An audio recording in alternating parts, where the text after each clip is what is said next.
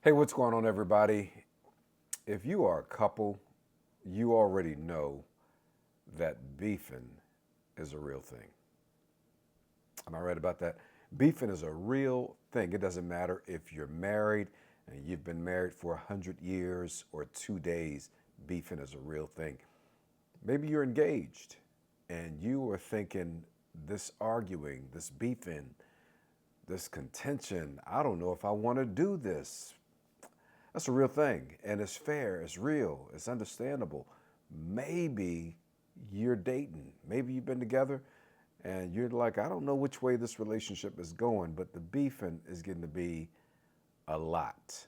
I want to talk to you in today's video, today's session, today's episode about turning beefing into loving. How do you do it?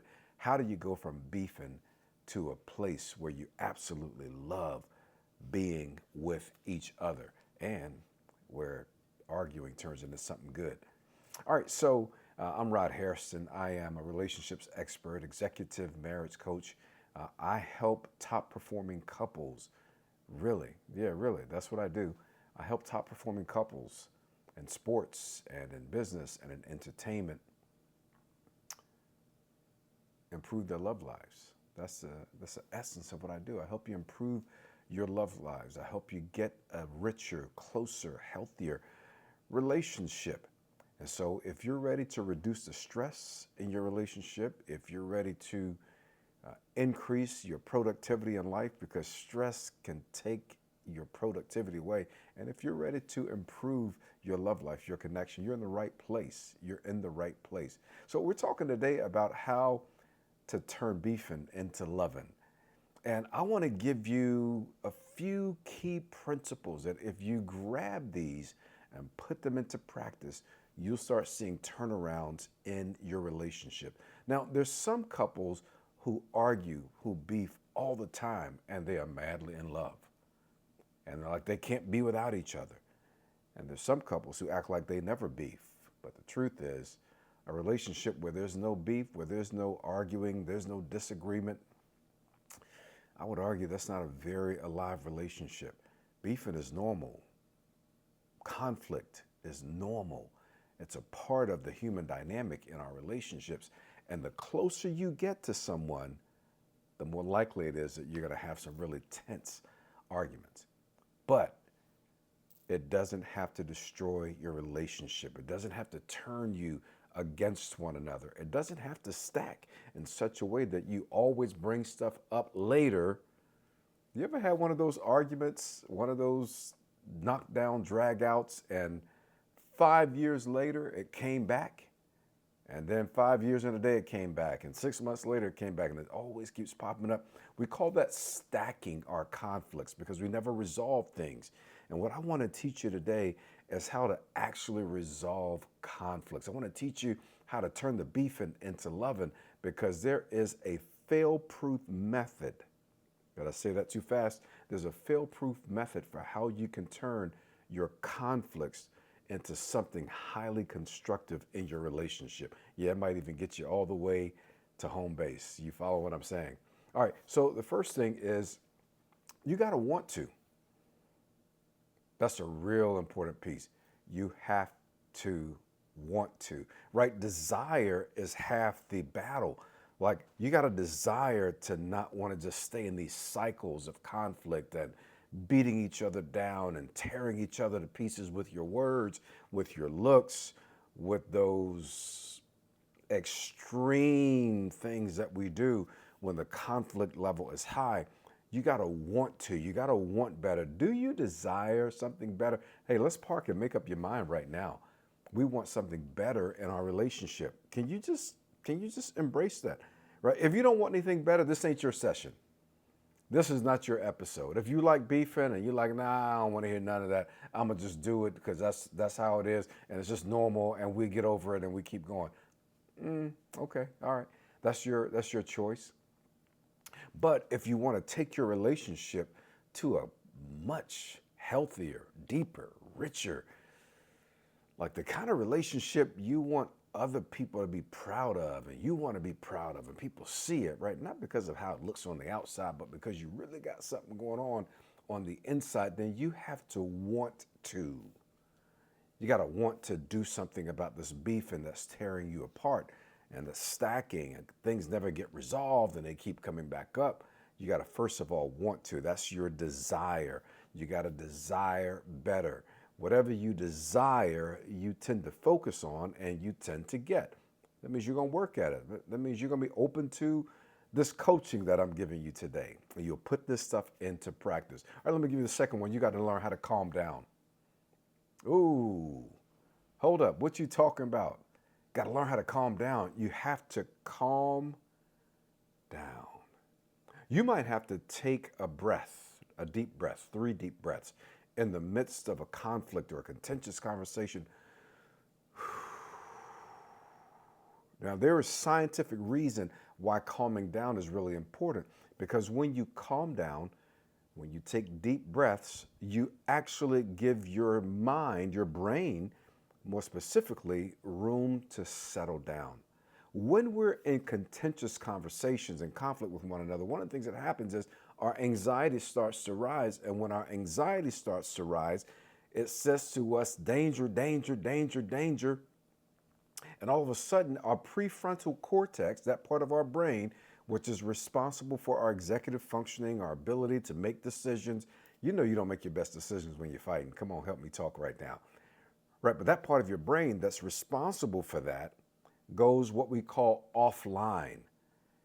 And the calming down, the deep breathing, helps you bring it back online so you can see what's really going on and you can make better decisions.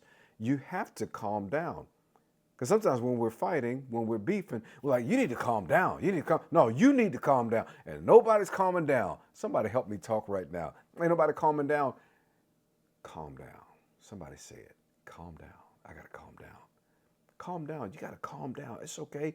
We know that there is a real issue at hand, but you can't resolve it if you don't calm down. Calming down lowers your blood pressure and it allows your brain to get back online, your prefrontal cortex, so that you can decide more clearly. It helps you to regulate your emotions and helps you to make decisions that are more helpful. Calm down. Try that one time. Say it with me. Let's say it together. Calm down. Yeah. So you got to want to, you got to calm down. Here's the third step in this process. Don't make the other person the enemy. Y'all know what we do when we're beefing. I can't stand you. You're so blank, blank, blank, blank, blank. And you're just a blank, blank, blank, blank, blank. And I wish I never met you, blank, blank, blank, blank, blank. And 2 days later, you're back in love again. But today you made the other person your enemy. And now you got to live in that relationship. And that's counterproductive to a rich relationship. Because that residue will show up again and again and again. Listen, if you can decide the other person is not my enemy. As a matter of fact, if you come from a faith perspective like I do, what we say is, you're not my enemy. The enemy is our enemy. The enemy is our enemy. The devil is our enemy. Yeah, he's trying to destroy your relationship. He's trying to break you down. He's trying to take you places you don't really want to go. Yeah, because that's what the enemy does. And the other person is not the enemy. The enemy is the enemy. And the enemy will use your spouse, your partner, to act like the enemy. But you have to decide the other person is not my enemy. Come on, this is grown folks stuff. All right, let me take a pause for the cause right here. Hey, have I told you about the Happy Marriage Workshop? Hey, it's just for you and it is free. It's a outline of my 6-stage process for how I help couples reduce stress in their lives, how they improve their love lives, their relationships, their connection, and how they increase their productivity. It's a 6-stage. I outlined it for you. You can listen to it. You're going to love it. You're going to see that there's so much more to your relationship than you think. And there's some powerful keys to how to build an amazing, amazing relationship. It's called the Happy Marriage Workshop. Please do not skip over getting it. You'll see the link right down in the description. Make sure you get that. It's free, and it'll give you so much insight and so much help so that you can continue to build on a great relationship. All right, so we said don't make the other person the enemy. Here's the next point, the fourth point, which is listen longer. Listen longer. Dr. Dan Goleman is the father of emotional intelligence largely. He didn't come up with the phrase, but he really made this idea of emotional intelligence very popular in our society. And so over 2 decades ago, he wrote his great book. You should check it out, Emotional Intelligence. But one of the things that he has taught us is that people who are emotionally mature and emotionally aware and empathic actually listen better. One of the marks of an emotionally mature person is that they listen. Have you ever been in a conflict? You ever been beefing and you know that you ain't hear a thing that the other person said because you've been like, no, as soon as they finish, and then you just jump right in. You didn't hear what they said. You just had your answer prepared, your response prepared, and you're like, that makes no sense, and you're wrong right here and right there, and nothing gets resolved. But listen longer, and you will get to something very, very, very, very, very important. In fact, in my work with couples, I teach people how to listen in a multidimensional way so that you're not only listening to words, but you're listening by observing other parts of what's going on in the room, body language and so forth. Because every time there's a contentious conversation, whenever you're beefing, there's something going on under the surface in the unseen space of your life, deep down on the inside. There's something going on. Listening will help you to get to it. And here's the next point, so that you can discover the real need. Did you know that when you're beefing, you both have a need? Come on, talk back to me. When you're beefing, you both have a need, and usually you're not getting to the real need. Y'all just fighting over stuff on the outside. You're fighting over, well, why didn't you clean this? Or why did you say that? Or how come you never do this for me? Right? Y'all know how it is, right? We have a million examples of the ways we fight and the reasons we fight and why we beef with one another. And sometimes your spouse, your partner has done something repeatedly and it just keeps happening. And it's not so much the thing that happened, though that can be offensive, that can be a problem. It's that when they do what they did, and they constantly do it sometimes, it touches something deeper in your life. And that's what we call the real need. Generally, or particularly, I should say, it's an emotional need. And what I want to help you do is learn how to discover the real need, which is an emotional need. Maybe it makes you feel unsafe. Maybe it makes you feel unheard. Maybe it makes you feel unvalued. Maybe it makes you feel anxious. Maybe it makes you, like you ever beef about money? Come on, let's go to money, right? Y'all beef about money. A lot of couples beef about money. You know that beefing about money is really not so much about the money, not totally, not completely. Beefing about the money is about the lack of safety that not having the money organized and available to provide, that lack of safety that it creates. That's an emotional issue. Most of what you're arguing about, most of what you're beefing about can be addressed if we get to the real need, the real emotional need that's going on. All right? All right, so you got to discover the real need. Now, here's where the rubber meets the road. This is where you turn beefing into loving. Y'all ready for this? This number 6 point, here it is. You got to embrace the need. You got to embrace the need. You have a need. Your spouse has a need. You both have a need. But if you dismiss their need, if they delegitimize your need, if they demean your need, treat it like, that ain't nothing, that's crazy, don't nobody care about that. How you going to resolve something if you don't really address the root issue, the root need, the real thing that's going on? So here's what I'm trying to help you see, that if you will want to, if you'll calm down, if you won't make the other person the enemy, if you'll listen longer, discover the real need by listening longer, and you embrace the need. What does that look like? What is that? How do you do that? I've learned in my 33 years of marriage to my amazing bride, Sherry, that when I embrace the real need, and she's learned that when she embraces my real need, sometimes we're scared. Sometimes we're just nervous about, the job tomorrow or the future next year, or sometimes we're triggered by something, and what's going on reminds us of something that we felt a long time ago.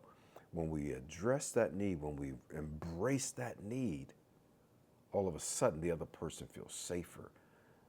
Everything calms down. What was contentious, what was beefy, gets better.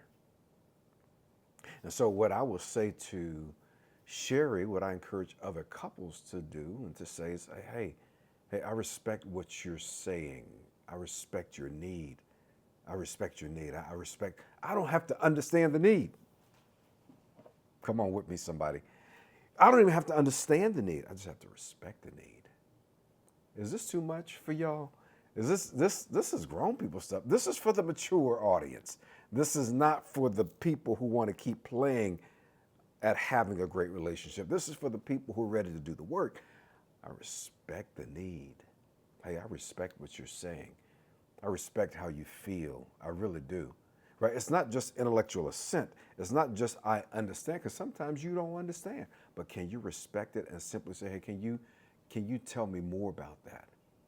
Because I want to be clear. I want to fully understand what you're going through, what you're dealing with while we're having this contentious conversation. Hey, help me understand better. And I respect what you're saying. In fact, I'm sorry that you're going through what you're going through. I didn't even know that this argument was about that. Now, remember I said we got to both want to. But even if your spouse, your partner doesn't want to, you can still do it. And you might be the one to lead the way. Hey, I'm Rod Harrison. It was great to be with you in this episode. Don't forget to get the Happy Marriage Workshop. Again, look in the description and get the link. It's just for you. I want to really encourage you, help you build an amazing relationship where you have less stress, where you become more productive in your life, and where you have a stronger connection to one another. I hope this episode was helpful to you. I look forward to seeing you soon. Hey, make sure that you share these videos with your friends. Just share it with them. And if you get a lot of value out of them, let us know. Hit us up in the comments. Hit me in the comments, right? And let me know. But I would really appreciate if you would share it with someone and you would help us grow this channel so that we can help more marriages and relationships to absolutely be their best and experience what God really has for you. All right, I will see you in the next episode.